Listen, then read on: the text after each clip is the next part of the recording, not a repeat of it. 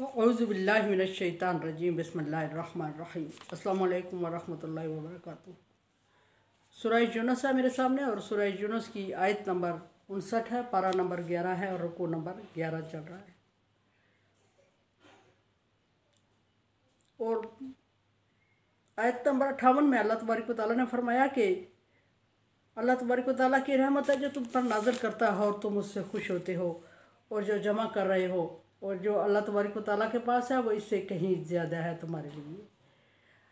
अब देखते हैं कि आयत नंबर 59 में क्या फरमा रहे हैं अल्लाह तबारक व तआला। नबी सल्लल्लाहु अलैहि वसल्लम को ख़िताब फरमाया अल्लाह तबारक व तआला ने, और फरमाया कि नबी आप उनसे कहें, कुल ए नबी सल्लल्लाहु अलैहि वसल्लम आप उनसे कह दें। अब किससे कह दें, क्या कह दें?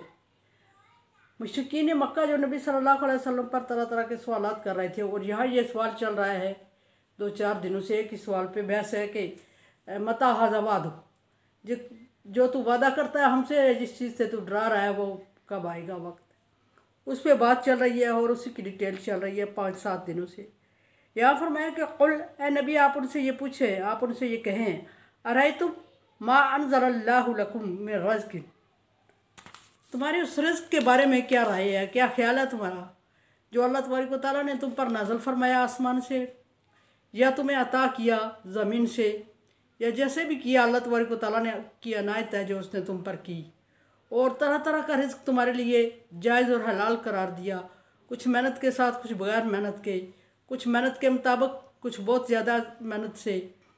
और इस तरह अल्लाह तबारक व तआला ने तरह तरह तुम पर आसूदगी और रिज़्क़ नाज़िल फरमाया।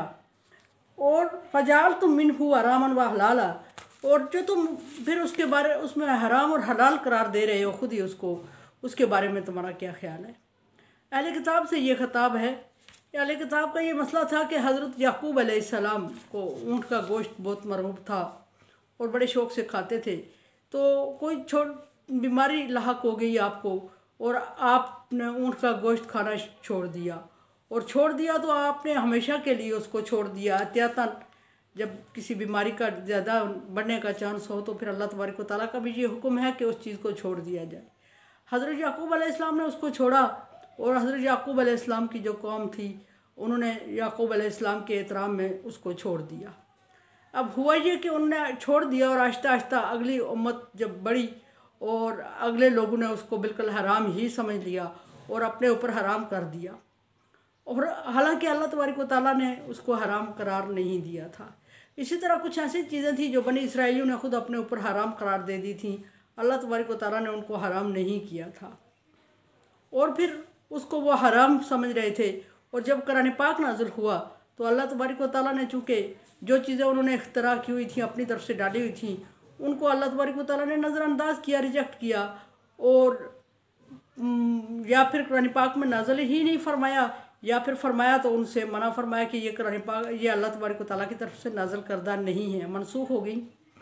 कुछ चीज़ें ऐसी थी तौरात, इंजील और ज़बूर में, और जो चीज़ें अल्लाह तबारक व तआला की तरफ से नाज़िल हुई उनकी कुरान पाक में तस्दीक हो गई कि ये पिछली किताबों में जो चीज़ें हैं ये अल्लाह तबारक व तआला की तरफ से नाज़िल करदा हैं।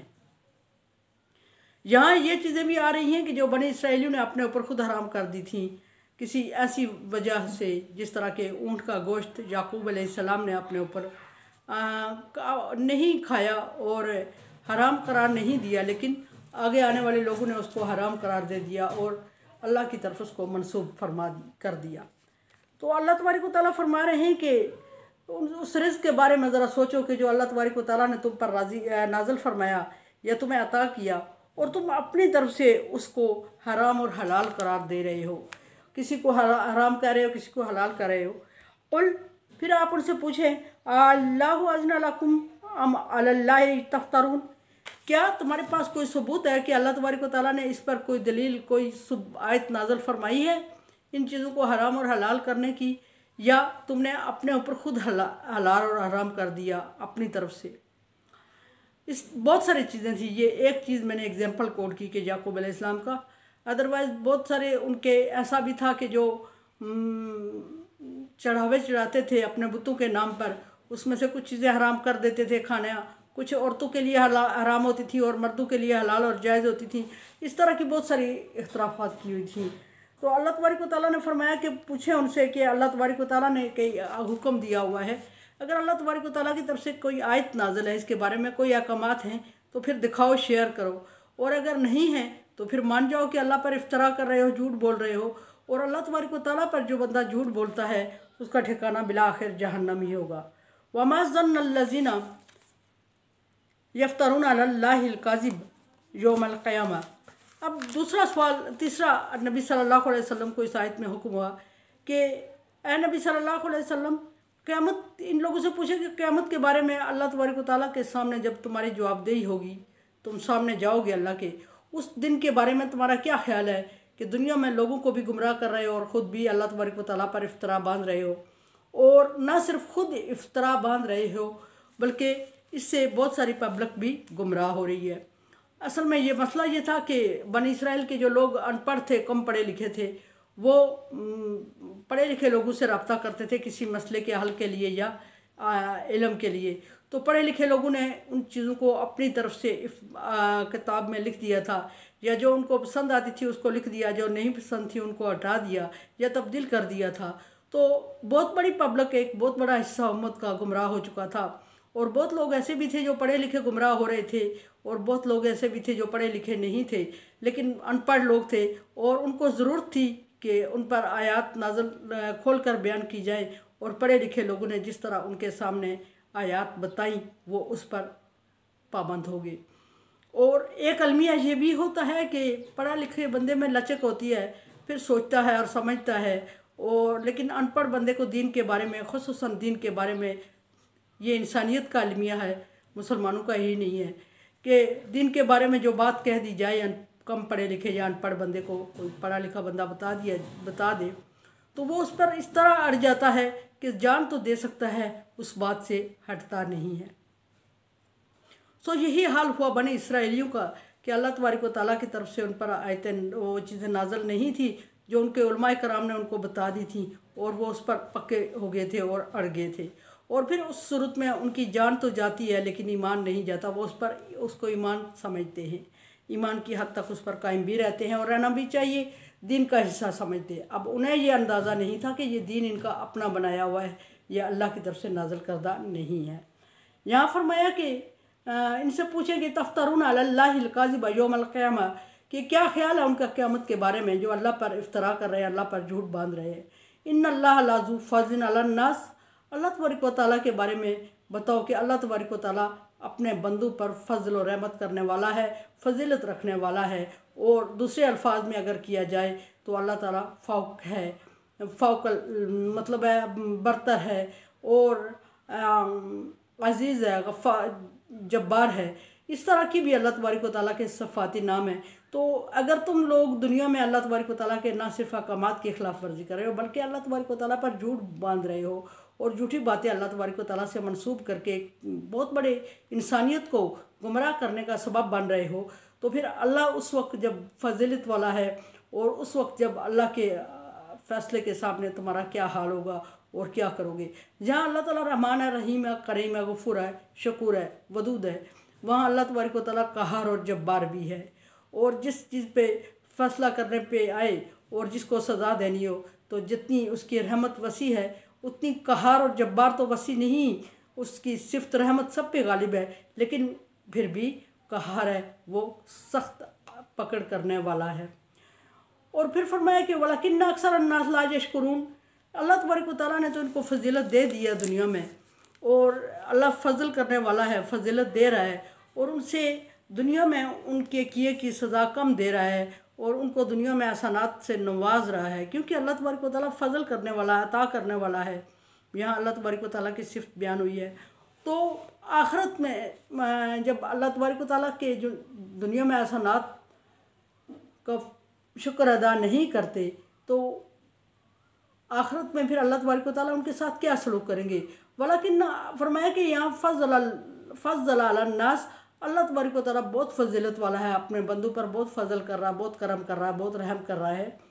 वलाकिन अक्सरहुम ला यशकुरून, लेकिन लोग बदबख्त हैं कि वो शुक्र अदा नहीं करते, लोगों ने शुक्र अदा नहीं किया, नेमतों का फ़ायदा नहीं उठाया। अच्छा, शुक्र का मतलब होता है, शुक्र का मतलब जिस तरह हम लेते हैं ज़ुबान से शुक्र शुक्र शुक्र कह देना, ये भी ठीक है, ये भी शुक्र के अदना सी किस्म है।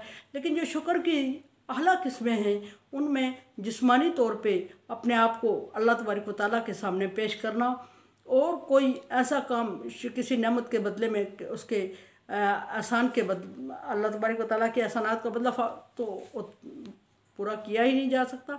लेकिन किसी नेमत के बदले में शुक्रगुजारी का जिस्मानी तौर पे इजहार करना, नवाफिल की अदायगी, सदका खैरात या इस तरह की चीज़ें शुक्राने के तौर पे बोली जाती हैं।